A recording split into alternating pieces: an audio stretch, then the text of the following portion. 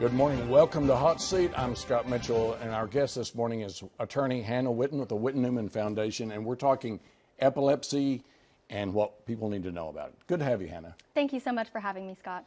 Okay, epilepsy. People have heard of epilepsy. I'm not really sure that everybody understands just how impactful it is on Oklahomans and people around the world. We're going to talk about that. But let's start with this disease called epilepsy. Exactly what is it? Epilepsy is a treatable neurological disorder that affects over 50 million people around the globe, making it one of the most common neurological disorders around the world. So epilepsy is very impactful. It's devastating to families, not only in Oklahoma, but around the world. And so you're now working with several foundation organizations to talk about it, including Stigma, which we'll get to. But why did you get involved with epilepsy on a personal angle? I got involved in epilepsy because my brother Dylan had epilepsy his entire life. He passed away at 25 years old in 2017 from sudden unexpected death in epilepsy, or SUDEP. The first my family had ever heard of SUDEP was on his death certificate. After he died, I made a promise to never stop saying his name or telling his story. And in the last 6 years, I have told his story countless times for SUDEP awareness, epilepsy research, and epilepsy stigma prevention. So SUDEP Awareness Day is in October the 18th, I believe. And what do we need to know? Yes, SUDEP Awareness Day is October 18th, 2023. It is a national day of awareness to promote SUDEP awareness. As I told you, many people are unfamiliar with SUDEP. In the last 6 years, I've met many families who share my story of not knowing about SUDEP until their loved one's death certificate, and we have to change this so people are informed about their disease and how to prevent unnecessary and sudden death. Let's talk about your brother's life. It obviously has inspired you to go out and do the things that you're doing right now, including a documentary we'll talk about. But what can you share with what happened with Dylan that people need to know about? Well, there were many things people told Dylan he could not do because of his epilepsy. People told Dylan he would never graduate high school, that he would never get his driver's license, that he would never graduate college, that he would never work a full-time job or live alone. But when he passed away, he was doing all of these things and more. Dylan never let his epilepsy define his limitations, and I want to spread hope and awareness in his name. All right, one of the things you say that impacted Dylan was stigma. Now, we talk a lot on Hot Seat when we're talking with folks like Jeff Dismukes or Terry White about stigma on mental health. But stigma affects epilepsy. Did it affect Dylan? And what do we need to know about the stigma aspect of it? It did affect Dylan. Stigma is pervasive and complex. So any examples I give would be an oversimplification. But essentially, in developed countries, epilepsy stigma looks like barriers to employment and to lead an independent life. A seizure that lasts only seconds can lead in a total loss of driving privileges in the United States. For people in developing countries, stigma looks like barriers to access to healthcare and access to information regarding epilepsy, as many see it as a contagious disease or a curse. All right, and that's more third world, so I want to ask you a couple of questions about that. But when you're talking about stigma impacting jobs, give us an example. You just mentioned driving, for example, but there are other things that make it difficult for people with epilepsy to exist in a normal sort of fashion like you or I, correct? Yes, like Oklahoma is an at-will employment state, so essentially an employer can fire you for really any reason unless there's public policy reasons the legislator has carved out.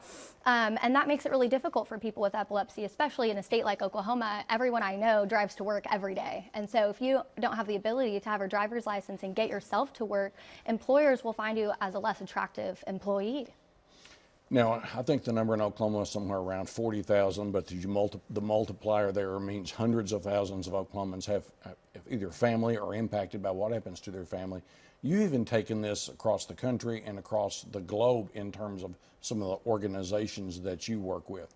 How did your vision for what happened to Dylan in spreading his story spread to the other half of the world?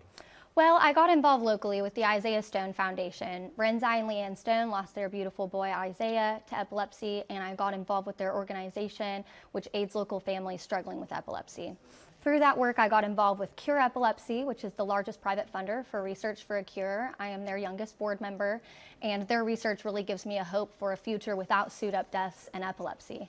I then got involved with Partners Against Mortality in Epilepsy, or PAMI, which is a conference they put on each year with researchers, families, and physicians all in the same room talking about how to find a best of a cure. And through that research, I got involved with the Band Foundation and Gardner Latham, who informed me of the treatment gap or the disparity between developed and developing countries. Over 75% of people with epilepsy in low-income countries do not get treatment. What do you know about the research that's going on in terms of curing epilepsy? Does it look promising? Are we close? I'm not personally a researcher, but I can tell you from my experience that we've never been closer to a cure than we are today. What do you want people to learn during SUDEP Awareness Day and then the days after that?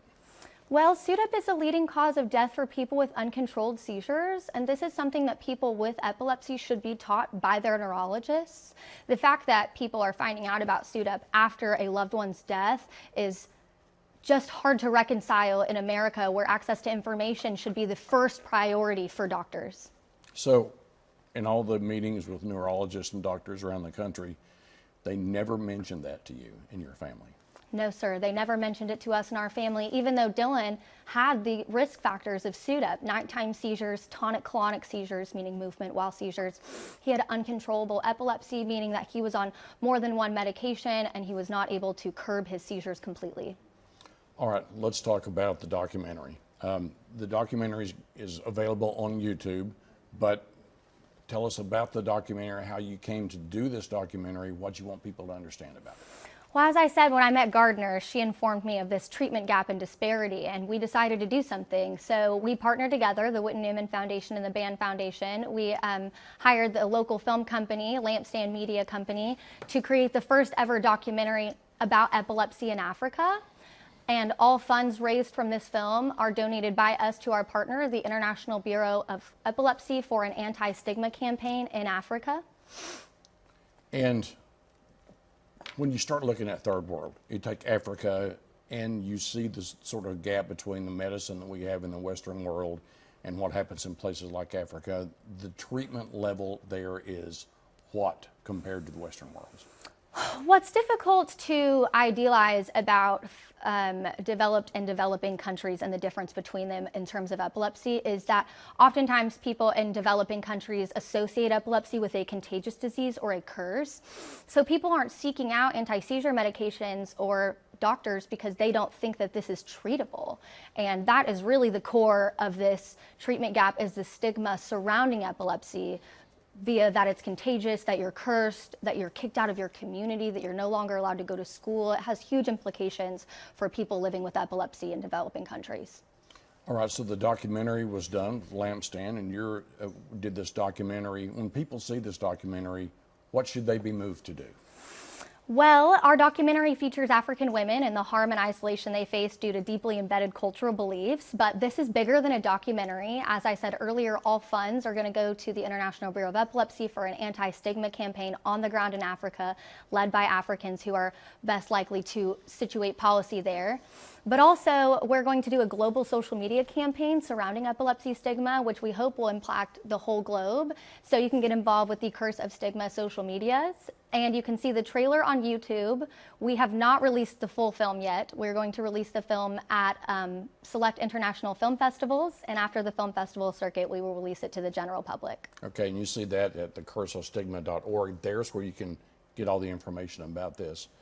For Oklahomans who see this in Oklahoma City and Tulsa, and they've just met you, they're learning about the documentary, they understand what's happening with epilepsy, the stigma associated, what do you want folks back home to be doing? I hope that they get involved. I hope that they donate to this anti-stigma campaign. I hope they start talking about stigma, because it exists in every single country in America.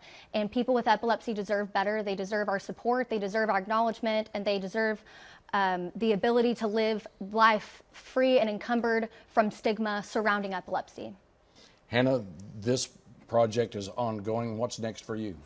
Well, I never dreamed I'd be an executive producer of a documentary. So in the last 6 years, doing work in Dylan's name has impacted me greatly. My goal is for people all over the world to know Dylan's story. We dedicated this film to Dylan and another boy lost too soon, Henry Latham. And I hope that in the future there are more projects dedicated to my brother's legacy and memory. Well, we wish you great luck. We want people to know about this documentary. It's interesting. It's going to be on YouTube, and that means Google, and that means search engines, and people are going to find out about this really soon. Thanks for being on Hot Seat, Hannah. Thank you so much, Scott. Hannah Whitten with the Whitten-Newman Foundation, and the documentary is at The Curse of Stigma, and learn all about that coming soon to YouTube. Thanks for watching Hot Seat. See this again at news9.com/YourVoteCounts and news on 6/YourVoteCounts. Follow me on my socials at Mitchell Talks.